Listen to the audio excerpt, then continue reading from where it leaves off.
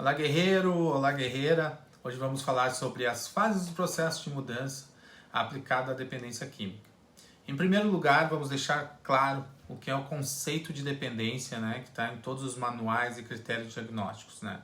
Tem na sua característica mais importante, que é a perda de controle antes do consumo de uma determinada substância, como álcool, tabaco, cocaína ou outras substâncias quaisquer, ou até mesmo fazer diferentes atividades, como fazer compras, uso de pornografia, fazer sexo, apostas esportivas ou quaisquer outros jogos de azar.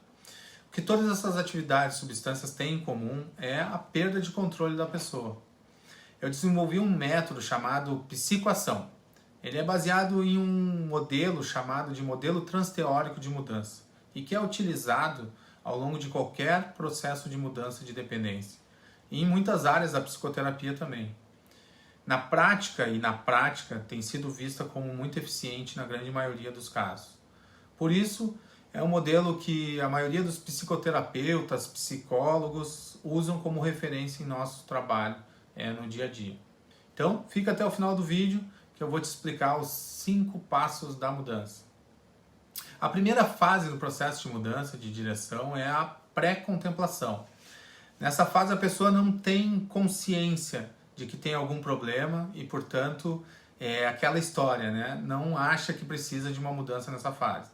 E especialmente é muito normal ouvirmos frases como: bom, não há nada de errado com a minha maneira de ver as coisas, é normal, pois a maioria das pessoas ao meu redor bebe dessa forma, não há nada de errado com o meu modo de vida.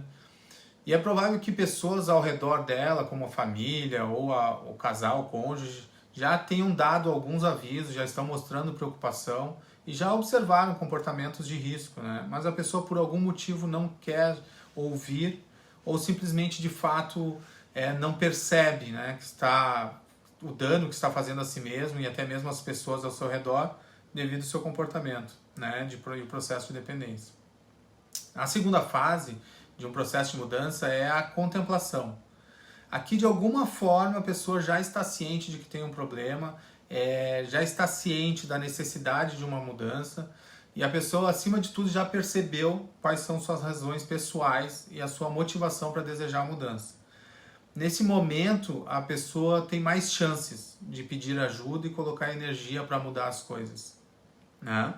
Então, a terceira fase do processo de mudança é a preparação.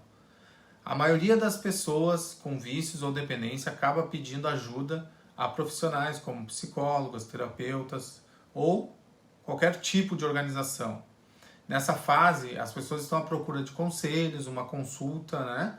Estão procurando desenvolver um plano de ação, buscando planejar sua jornada em direção à mudança. Estão pensando no que podem fazer para maximizar seus resultados e fazer todo o possível para se livrar do seu vício. Nessa fase, é muito importante que a pessoa tenha o acompanhamento de um profissional que seja especialista em dependência. Por quê? Pois essa pessoa vai conseguir te ajudar a mapear o seu consumo para entender as condições ou origens desse consumo excessivo.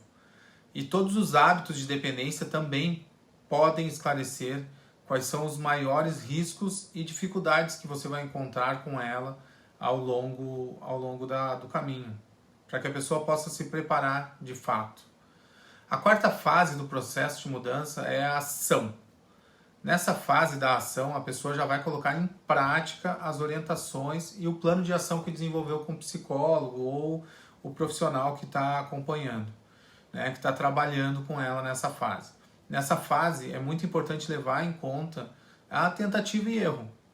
Ao longo de um processo de escolhas, pode ser que a pessoa repita muitas ações, né? Basicamente, no final de cada sessão, a pessoa vai colocar em prática novas orientações que estão trabalhando com o psicólogo e nas próximas sessões estarão avaliando quais foram os resultados dessas ações para poder ver como fazer ajustes, como melhorar o resultado do processo.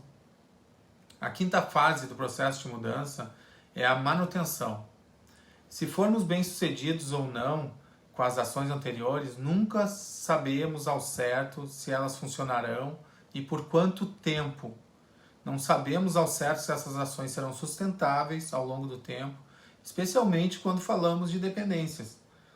É muito comum ver uma pessoa que fica muito confiante quando está um tempo sem uso, algumas semanas, até meses de abstinência, né? Ou está tendo controle sobre o consumo, e aí quando a pessoa geralmente pensa, poxa, faz dias ou semanas que eu não consumo nada, então eu já devo ter me recuperado, já devo ter recuperado o controle.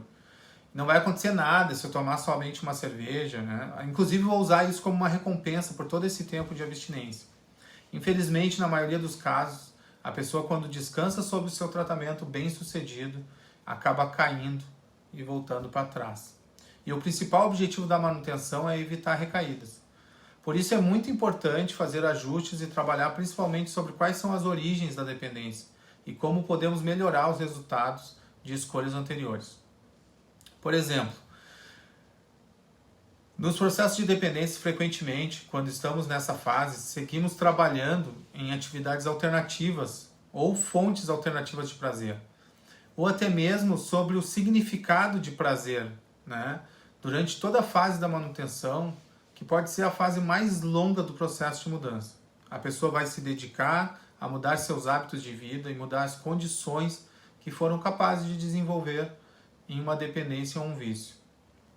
Mudando os hábitos da pessoa e também suas formas de ver a vida, como até mesmo suas próprias crenças. Nesse momento, a pessoa está criando um contexto diferente, no qual é muito menos provável que um vício ressurja novamente. E finalmente um bônus, uma sexta fase do processo de mudança de dependência, que são as recaídas.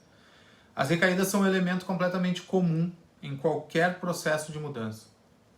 Eu não estou dizendo aqui que a gente deve normalizar, né? Não estou dizendo que devemos incentivar as recaídas, mas que levemos em conta que as recaídas provavelmente ocorrerão e que elas não precisam ser uma vergonha ou um fracasso.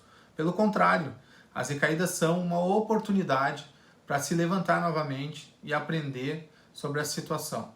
Aprender sobre quais são as dificuldades, principais obstáculos e ser capaz de retornar à etapa de preparação e ação.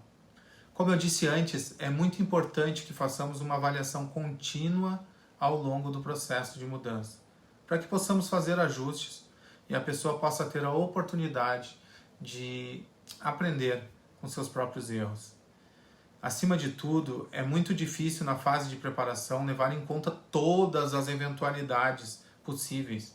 Portanto, é fundamental termos essa mentalidade de olhar para as mudanças e olhar para os erros e usá-los para decolar novamente no processo. Bom, esse é o vídeo de hoje. Se você gostou, por favor, curta, inscreva-se no meu canal para receber mais vídeos sobre psicologia, sobre o meu método exclusivo da psicoação. E se você tiver sugestões sobre outros tópicos que você gostaria de ver no meu canal, por favor, deixe nos comentários. Se você tiver mais dúvidas ou consultas sobre o assunto de dependências, por favor, visite o meu site psicomarcofaria.com.br ou me envie um e-mail que eu ficarei encantado em lhe responder, né? Então, até o nosso próximo vídeo. Tchau, tchau!